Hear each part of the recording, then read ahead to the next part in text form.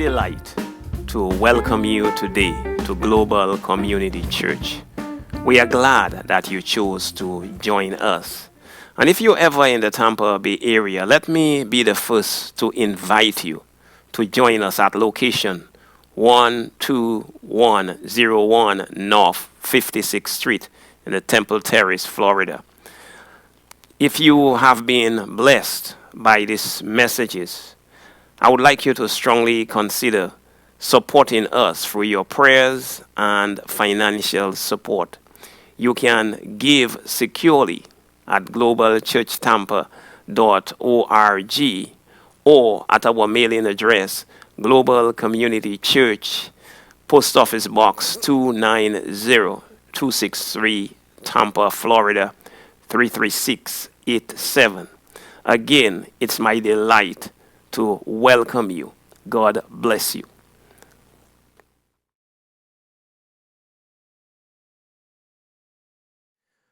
We have been studying Luke chapter 15.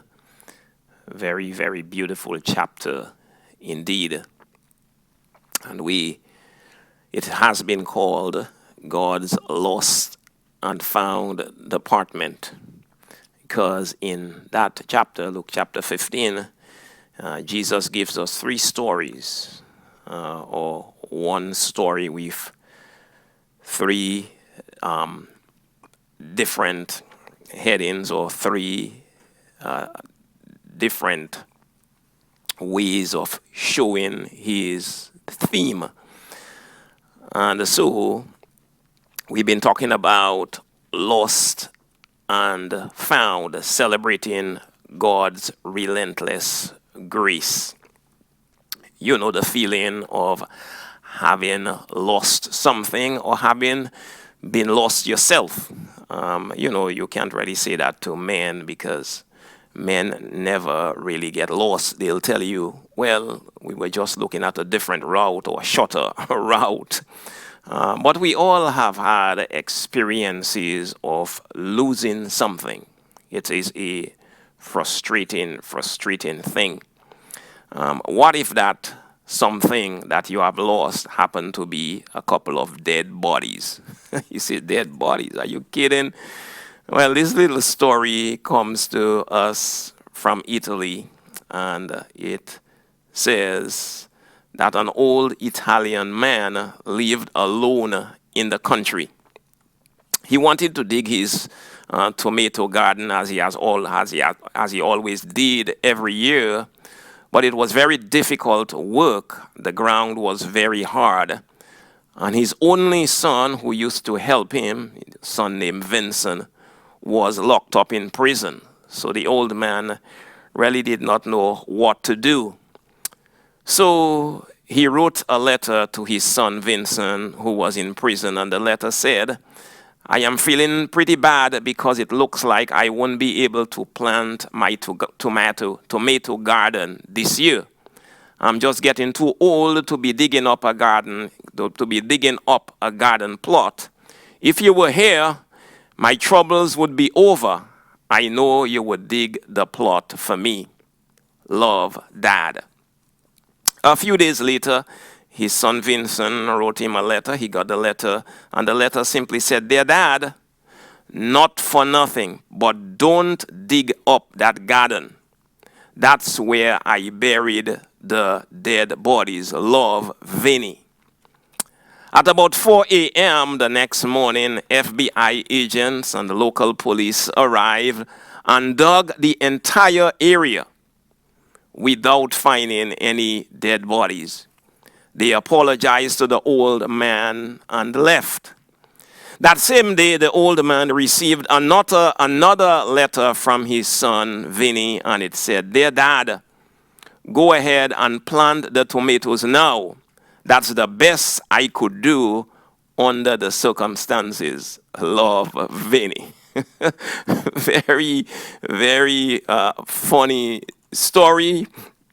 But we all have had frustrations with having lost something.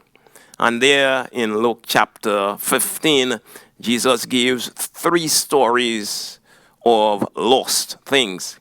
The first one is a story of a shepherd who had 100 sheep, lost one, left the 99 behind, and went after the one that was lost.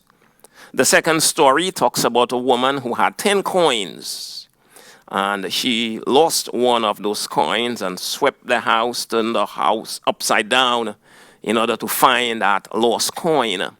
And then at the very end of the chapter, covers about half of the chapter, is the story of a man who had 2 sons.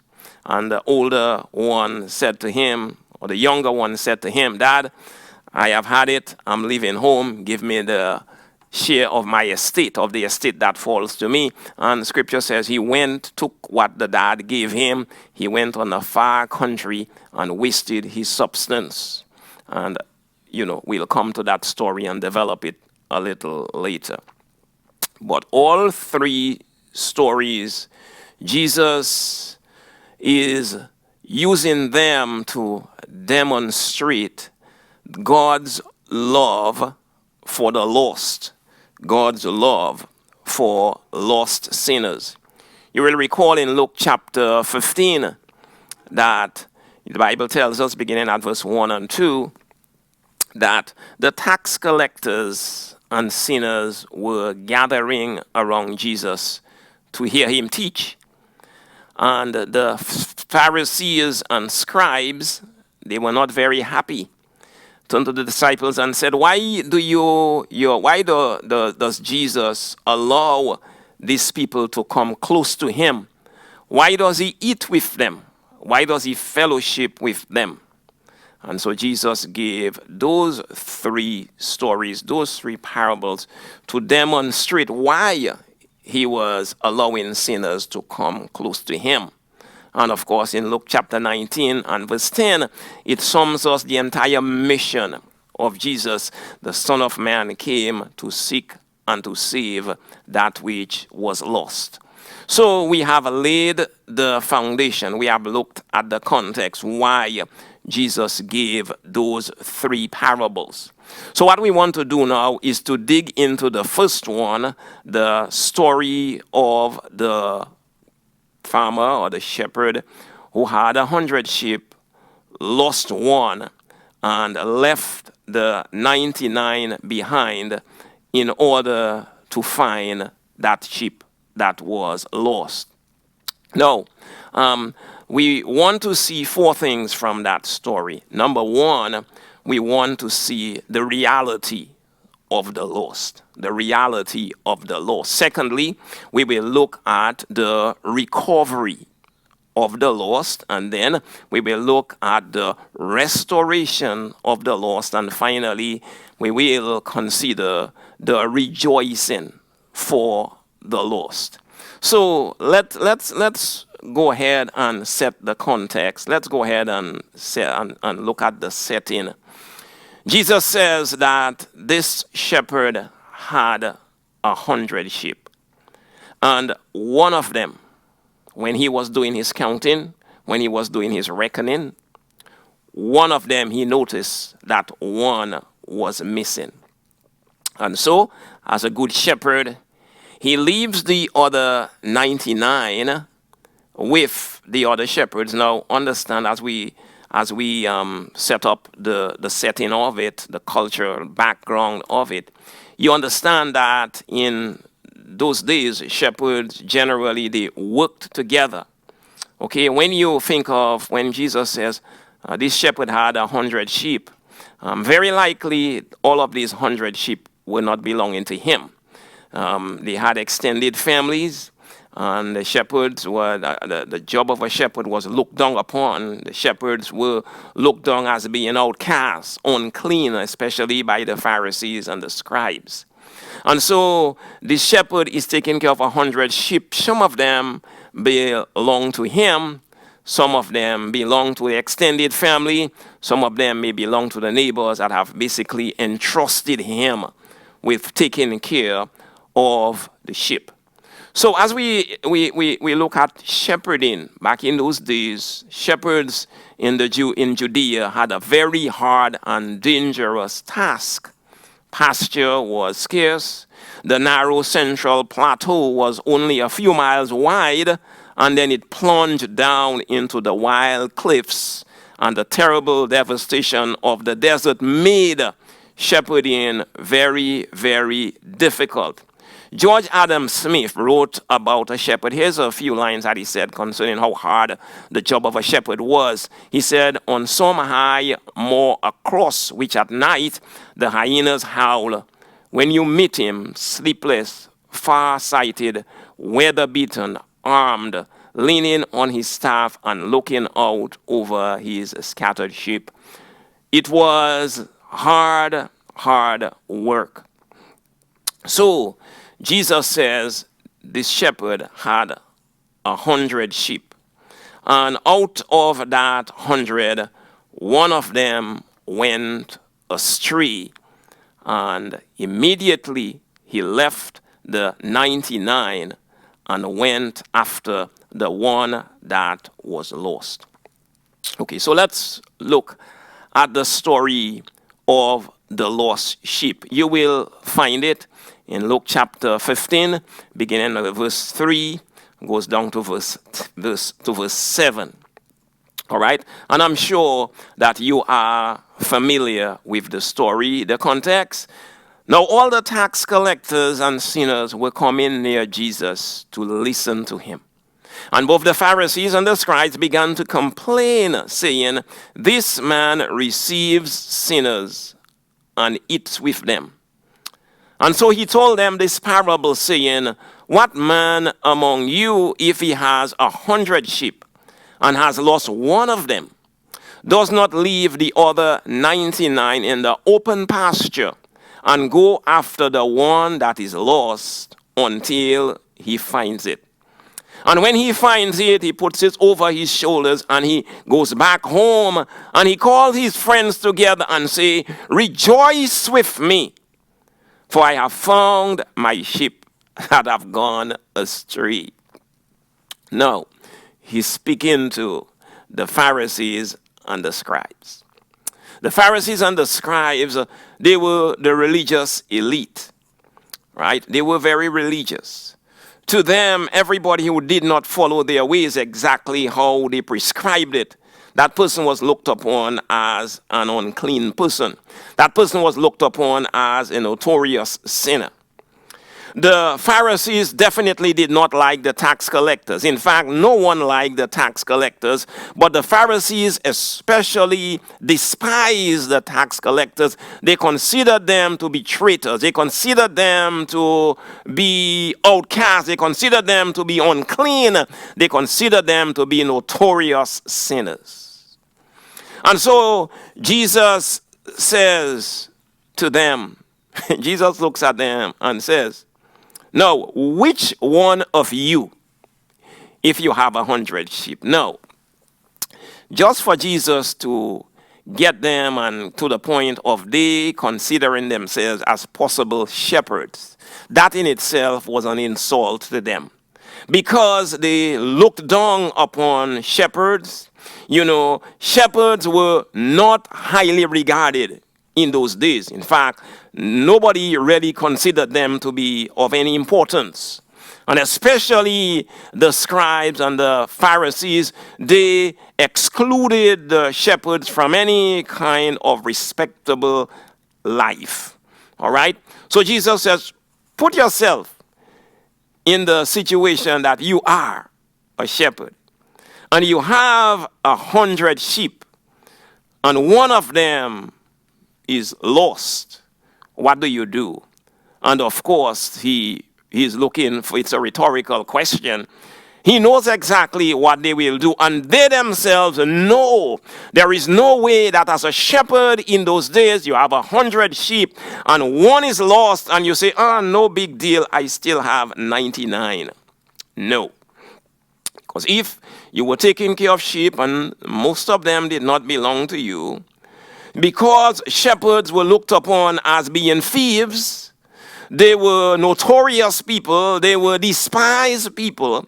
So if a shepherd would come and say to someone that he's keeping their sheep for, that he cannot find it, they would think that the shepherd have either stolen that sheep or he have done something with it. They will not believe that sheep was lost. So in those days, there were not a whole lot of laws concerning shepherding, but there was this one agreement. There was this one law. You cannot leave a lost sheep behind. If it is lost, you've got to find it and to be able to be accountable for it so that the owner comes and you can be able to prove to him that this sheep was indeed lost. All right, so the setting, Jesus says, what man among you, if you have 100 sheep, will not go and look for the sheep if it is lost? So, the circumstances of the parable, we see that this man had 100, lost one. He left the 99 with the other shepherds, the other partner shepherds that were working with him. The other 99 were safely kept. And so the shepherd leaves the rest and goes to the one that was lost. Let's look at the characters in the parable. The characters in the parable. Two main characters. Number one, the sheep. All right, now think of the circumstances. Scripture does not tell us how the sheep got lost. It does not tell us it was because the shepherd was careless. And really, it does not really need to tell us, because you just use your sanctified imagination and you know that we are talking about sheep. The one thing that we know, that sheep are not very smart. Sheep are prone to go astray. It is very easy for them to get lost. In fact, an old Bible teacher from long ago named Adam Clark, here's what he says about sheep. He says, no creature strays more easily than a sheep. None is more headless, and none so incapable of finding its way back to the flock when once it has gone astray. So think of the characters in the parable. Number one, we are talking about the sheep. Think of the sheep. Three things I want you to bear in mind, and I'm going to use 3 H's to help you picture what sheep are like. First of all, sheep are helpless creatures. Sheep are very interesting creatures. They are weak, they are defenseless, and they are not very smart.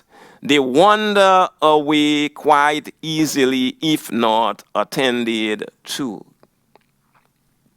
Let me tell you, once they get lost, they are not able to find their way back.